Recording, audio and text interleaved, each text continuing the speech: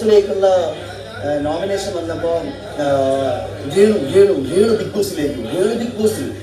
Big ബോസിൽ എന്റെ പേരിനെ കാട്ടി അപ്വാൻഷൻ ബിഗ് ബോസിലേക്ക് എന്നുള്ളൊരു വാവ് എന്നതിനപ്പുറത്തേക്ക് ഏറ്റവും കൂടുതൽ വാവ് വന്നത് ആൾക്കാർ അണ്ടം വിട്ടത് രേണു സുധി.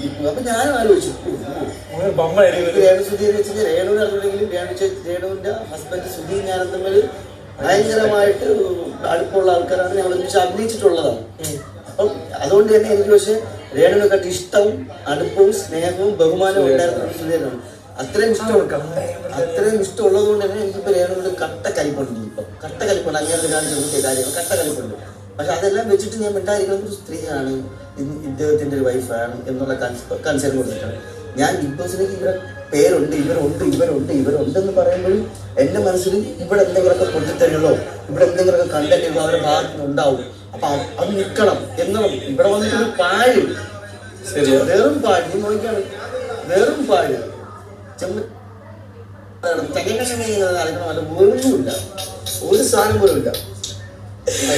പാഴ് ഇത് പറഞ്ഞപ്പോ അവിടെ സൂം ചെയ്യണം. പാഴ്, വെറും പാഴ്. പാവമാണ്, പക്ഷെ നമുക്ക് പാവമാണെന്ന് വെച്ചാൽ പാടുന്ന നിൽക്കാതിരിക്കാനും പറ്റില്ല.